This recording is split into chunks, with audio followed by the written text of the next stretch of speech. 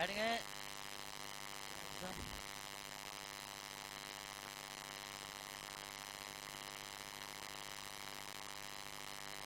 एक ही बात, बस जो इधर बात नहीं करी। हेडिंग है संधारित्रों के संयोजन में ऊर्जा ह्रास, संधारित्रों के संयोजन में ऊर्जा ह्रास। दरअसल ये कल का कुछ बचा हुआ टॉपिक रह गया था। कल 3 टॉपिक हुए थे, देखो उधर 3 टॉपिक हुए थे। हमने हमारे पास 2 संधारित्र थे, दोनों अलग अलग पढ़े थे कहीं। जो लोग ये समझ लें जो ना आए थे, इसकी धारिता C1, इसकी धारिता C2, इस पर आवेश Q1, इस पर आवेश Q2, इस पर विभवांतर B1, इस पर विभवांतर B2। संधारित्र में इन 3 चीजों की आवश्यकता होती है, इसके अलावा और तीसरी चीज की आवश्यकता होती नहीं है। इनसे काम चलता रहता है संधारित्र का। अब बात आती है कि हुआ क्या, तो हुआ ये कि इन दोनों संधारित्रों को हमने आपस में जोड़ दिया। तो जोड़ने के बाद में C1 C1 ही रहता है, C2 C2 रहता है, Q1 Q1 जो है ना वो Q डैश बन जाता है, और Q2 जो है वो Q2 डैश बन जाता है। दोनों पे विभवांतर बराबर हो जाते हैं। तो हमने हेडिंग निकाला था उभयनिष्ठ विभवांतर, और ये उभयनिष्ठ अलग अलग संधारित्रों पर आवेश। अब जब इन्हें दोनों को जोड़ दिया तो इनमें कुछ ना कुछ ऊर्जा इधर से इधर गई होगी, ऊर्जा की हानि हुई होगी। इस ऊर्जा की हानि को हम यहाँ से ज्ञात करेंगे। और देखो समझने के लिए ये आर्टिकल इतना लंबा जाएगा, बोर्ड पे जाएगा पूरे लगभग मान के चलो, लेकिन स्टेप इसके सिर्फ 2 है, तीसरा स्टेप नहीं है। 2 स्टेप है, सही से समझ लो क्या स्टेप है। अगर कोई कहे भाई साहब एनर्जी किसे कहते हैं, एनर्जी से कहते हैं कि हमारे पास पहले कितनी ऊर्जा थी, अब कितनी ऊर्जा है, ये तो होगा। या कोई कहे यार हमें नुकसान हो गया, तो नुकसान कैसे पता करेंगे, यार हमारे पास 100 रुपए थे और यार अब मैंने जेब में देखा तो यार 30 रुपए पड़े, कितने का नुकसान हो गया, कैसे पता चल रहा है। जो पहले थे वो जो पैसे हैं वही हमें ऊर्जा देते हैं, वही गर्मी देते हैं। जेब में पड़े हैं तो भाई साहब आदमी अकड़ के चलता है, नहीं है तो भाई साहब आराम से चलता है, तो वही ऊर्जा है। अब उस पैसों में से, ये तो एक मामूली 100 रुपए की बात बता रहे, तुम 1 लाख सोचो, 1 लाख में से 10,000 रुपए रह गए, तो यार 90,000 का नुकसान हो गया।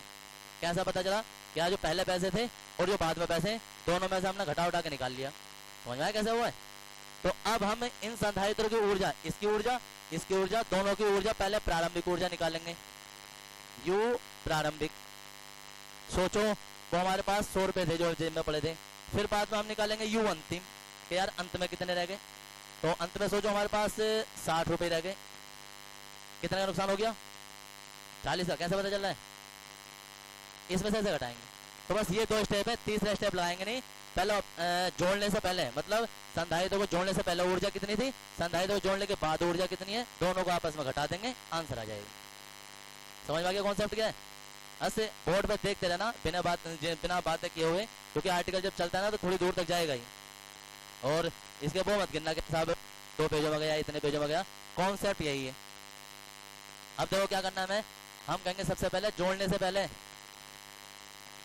से पूर्व, ये भी एक तरीके से हेडिंग ही है, जोड़ने से पूर्व। यहां रुक जाएंगे और फिर नई लाइन से लिखेंगे पहले संधारित्र की स्थितिज ऊर्जा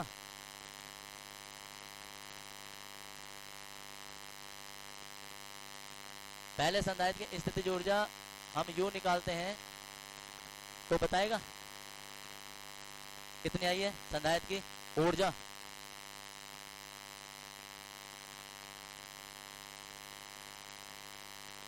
बताओ जी, किसी को कुछ याद आ रहा हो, संधारित्र की ऊर्जा।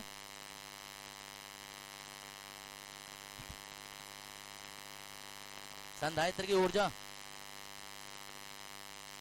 कुछ फॉर्मूले निकाले थे हमने। संधारित्र को मैंने बोला था कि जब एक इलेक्ट्रॉन चला जाता है, या तुमने देखा होगा कि एक इलेक्ट्रॉन जब चला जाता है तो दूसरे का आने का विरोध करता है, या कोई एक सीट पे बैठ के तो दूसरे को आने का विरोध करता है उसके। तो कुछ आया था यू बराबर जो फॉर्मूला आया था हमारा, हाँ CB², वैसे बताते हैं Q²/2C है। अब कोई कहे अभी यहाँ Q की जरूरत क्यों नहीं है, क्योंकि हमारे पास यहाँ C और B की जरूरत पड़ेगी हमें, तो हमने C और B के रूप में फॉर्मूला निकाल लिया है, ये पता चल गया। लेकिन ये पहले संधारित्र की स्थितिज ऊर्जा है कब, जोड़ने से पूर्व। तो ये U1 हो जाएगा, ये C1 हो जाएगा, ये B1 हो जाएगा, ये इसकी आ गई, सब कुछ 1 1 में चल रहा है। अब ऐसे ही तुम यहाँ लिखोगे दूसरे संधारित्र की स्थितिज ऊर्जा, और ये U2 बराबर हाफ C2 B2², यानी कि है तो ये CB² ही, लेकिन हम इसके लिए निकाल लें क्लियर हो गया। अब हम निकालेंगे कुल ऊर्जा। तुम लोग एग्जाम में लाइन मत खींचना, पूरी लाइन लिखनी होती है।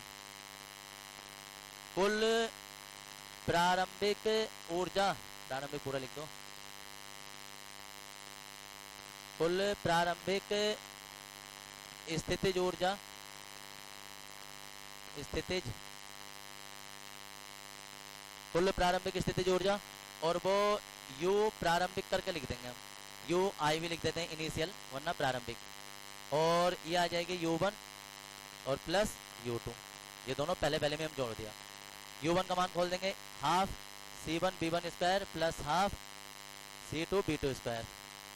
U प्रारंभिक हो गया और इसे समीकरण नंबर 1 मान लेंगे। यहाँ तक पता चलिए सबको। इसके बाद जो है फिर हम निकालने हैं, ये तो जोड़ने से पूर्व था। अब यहाँ जो जब हमने जोड़ दिया तो दोनों पर क्या क्या हो जाएगा, तो हम कहेंगे जोड़ने के पश्चात, आप जोड़ने के पश्चात जो देखेंगे तो फिर वही लिखेंगे हम, पहले संधारित्र की, पहले संधारित्र की स्थितिज ऊर्जा, और पहले संधारित्र की स्थितिज ऊर्जा जब हम निकालेंगे तो U1 तो होगा लेकिन डैश हो जाएगा, हमने मान लिया ऐसे, फॉर्मूला वही आ जाएगा। इसके लिए निकालने बताएगा कोई, अब क्या होगा, C1 B1 square B square, क्योंकि यहाँ के लिए उभयनिष्ठ विभव दोनों का समान हो जाता है, यह आ गया।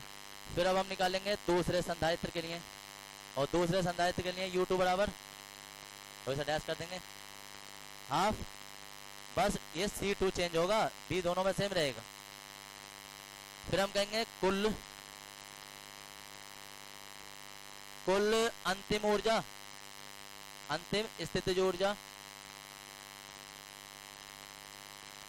कुल अंतिम स्थितिज ऊर्जा का मतलब होता है कि U अंतिम लिख देंगे हम सफिक्स में अंतिम, ताकि तुम्हें पहचान रहे कि हम अंतिम निकाल लें, और वो क्या आ जाएगा U1 डैश और U2 डैश।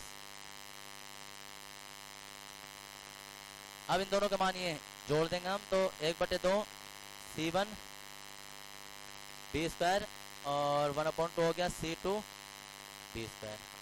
इसमें से अभी हमें कॉमन मिल जाएगा, 1/2 कॉमन मिल जाएगा, C1 प्लस C2 मिल जाएगा, B स्क्वायर जो हमने बाहर ले लिया था इसमें से भी इसमें से भी। ऐसा किया क्यों है हमने, ऐसा इसलिए किया है क्योंकि कल हमारा जो पिछला लेक्चर था उसमें B स्क्वायर का मान उभयनिष्ठ विभव हमने सोल्व कर रखा है, अलग से सोल्व कर रखा है। समीकरण 1 थी, इसे हम समीकरण 2 मान लेंगे U अंतिम को।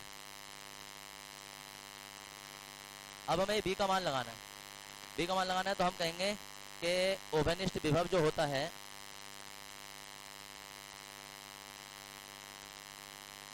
उभयनिष्ठ विभव B बराबर, और ये क्या है देखो उधर याद आ रहा होगा किसी को, C1 B1 plus C2 B2 upon C1 plus C2, ये उभयनिष्ठ विभव का फॉर्मूला आया था कल।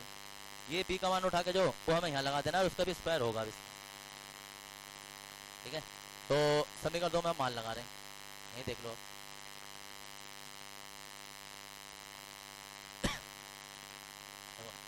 हम कहेंगे समीकरण 2 से, समीकरण 2 से हम U अंतिम निकाल लें, और U अंतिम जो निकाला था तो 1/2 आ गया ये वाला, और C1 प्लस C2 आ गया, और B स्क्वायर का मान आ गया C1 B1 plus C2 B2 upon C1 plus C2 का क्या हो जाएगा होल स्क्वायर। याद रखना अभी भी हम वही चीज निकाल रहे हैं जो हम कह रहे हैं कि लास्ट में कितने पैसे बचे होंगे, अभी हम ये हानि नहीं निकाल रहे हैं, तो अभी हम सिर्फ निकाल लें कि लास्ट में हमारे पास पैसे बचे कितने होंगे। प्रारंभिक वाले तो हमारे इतने रह गए। फॉर्मूला खोल दो, इसलिए बताते हैं कि अगर जो कॉन्सेप्ट तुम्हारी समझ में आ गया जिसकी भी, तो उसे ये बढ़ाने लगेगा, और जिसे कॉन्सेप्ट समझना है वैसा वो पेज और लाइनें गिनेगा। अब इसका हम वर्ग खोलते हैं, और वर्ग खोलेंगे तो देखो नीचे वाला वर्ग तो कुछ ऐसा खुल जाएगा, C1 प्लस C2 का स्क्वायर, ठीक है जी। और जो ऊपर का वर्ग है तो C1 स्क्वायर और B1 स्क्वायर, A स्क्वायर हो गया ना ये, प्लस B स्क्वायर, तो C2 स्क्वायर और ये B2 square, plus 2AB C2 और ये B2, ठीक है, इतना हो गया। अब इसमें तुम देखोगे ना ये पूरे का पूरा जो वो इससे कैंसिल हो जाएगा, 1/2 और पर बचेगा C1 B1 का स्क्वायर प्लस C2 B2 का square plus 2C1 C2 B1 B2 square है यार। तो नीचे बचेगा हमारा क्या, C1 plus C2। Calculation exact है, जरा सी भी चूक होनी नहीं चाहिए। अंतिम चल रही है हमारी। तो अब हमारे पास इतने जो है ना, ये लास्ट में पैसे बचे हैं, इतने जो हमारे प्रारंभ में थे। हमें हानि निकालनी है कि कितने का नुकसान हो गया है। तो हम क्या कहेंगे, ऊर्जा हानि। ऊर्जा हानि को डेल्टा यू से दर्शाते हैं और क्या हो जाएगा, यू प्रारंभिक माइनस यू अंतिम। ठीक है, यू प्रारंभिक माइनस यू अंतिम। अब यू प्रारंभिक जो है कहाँ भाई, ये पूरा मान लगाना है और यू अंतिम ये है और दोनों को आपस में घटाना, वही एलसीएम लेके। तो अब देखो ये वाला मान जो आ गया वही आ गया। अब तुम एक बात जरा सोचो, थोड़ा कॉमन सेंस हो तो एक लाइन कम हो जाएगी हमारी कि 1/2 इसमें भी है 1/2 इसमें भी है, दोनों को हम बाहर ले लें, पहले ले लें, तो हमारे पास एक लाइन ये घटने वाली कम हो जाएगी। देखो 1/2 दोनों में था तो वो तो हमने ले लिया बाहर कॉमन, बड़ा ब्रैकेट लगा दिया। अब ये बचा हमारे पास C1 B1 का स्क्वायर प्लस C2 और ये B2 का स्क्वायर, ये आ गया माइनस। अब इसका मान लगा रही है तो प्रारंभिक का मान आ गया इतना, अंतिम का मान लगा रही है 1/2 तो बाहर चला गया, ये लगा रहे हैं C1 B1 का स्क्वायर प्लस C2 और B2 का square plus 2C1 C2 B1 B2 बटे C1 प्लस C2। हाँ दोनों को एक साथ लिख दिया हमने, C1 B1 और C2 B2 थे ना, तो C1 C2 B1 B2। अब इतना करने के बाद उधर, इतना करने के बाद हम करेंगे क्या, करेंगे ये कि इसे बटे 1 करके एलसीएम लेंगे। जब बटे 1 करके इसका एलसीएम लेंगे तो 1/2 और यहाँ आ जाएगा C1 C2, यहाँ तीसरी गुणा कर देंगे तो C1 B1 का स्क्वायर प्लस C2 B2 का स्क्वायर और यहाँ ब्रैकेट लगा के यहाँ आ जाएगा C1 प्लस C2, ये वाला माइनस माइनस के अंदर गुणा खोल देंगे C1 B1 का स्क्वायर माइनस C2 B2 का स्क्वायर और माइनस के 2C1 C2 B1 B2। अब ये जो है एक एक स्टेप करके इसके अंदर गुणा करेंगे। ये सिंपल सी कैलकुलेशन है जो कि तुम द्विपद पर इसमें द्विघात समीकरण में, ऐसे समीकरण में हल करते रहते हैं, या बहुपद में जो हाई स्कूल में तुमने किए होंगे, अब तो करते रहोगे। देखो C1 जब जाएंगे तो क्या हो जाएगा, C स्क्वायर और ये B1 स्क्वायर। अब ये इसके साथ जाएंगे तो C1 C2, क्योंकि ये 1 है ये 2 है, और यहाँ क्या हो जाएगा B2 स्क्वायर। अभी तो C1 की इधर गुणा किया हमने, अब C2 की इधर गुणा कर रहे हैं, और चाहते तो तुम इधर से भी कर लेते, कैसे भी कर लो। अब C2 किससे करेंगे तो C1 तो ऑलरेडी था, C2 आ जाएगा B1 स्क्वायर प्लस, अब जब C2 किससे करेंगे तो क्या हो जाएगा C2 स्क्वायर और यहाँ हो जाएगा B2 स्क्वायर। ये तो हमारे पास ये पहला पद आया है। अब इसके बाद ये ऐसे कैसे उतार देंगे, मान लीजिए C1 B1 का स्क्वायर माइनस C2 B2 का स्क्वायर और माइनस के 2C1 C2 B1 B2। इससे ना दिख रहा हो देख लेना, C1 C2 B1 B2 है।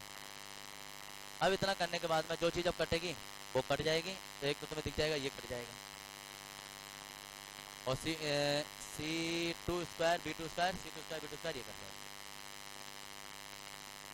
अब अगर जो इसमें देखेंगे तो जी ये C1 C2 और इसमें भी C1 C2 B1 B2 ऐसे करके चल रहा है। तो हमारे पास जो अब ये बचा है, बचा हुआ वाला देख लो, देखो C1 C2 और ये B2 का स्क्वायर प्लस ये बचा है C1 C2 B1 का स्क्वायर माइनस ये बचा है 2C1 C2 B1 B2 और बटे में क्या बचा है, बटे में बचा है C1 प्लस C2, ऊपर भी बटे था C1 प्लस C2। अब C1 plus C2 C1 plus ये C1 C2 तीनों में है, कॉमन ले लेंगे C1 C2। यहाँ देखो अब इधर ना ये प्लस वाला ना, तो पहला B1 वाला ना पहला लिख रहे हैं, यहाँ B1 स्क्वायर बचेगा, यहाँ B2 स्क्वायर बचेगा, और ये तो C1 C2 बाहर चला होगा 2B1 और ये B2 बटे C1 प्लस C2।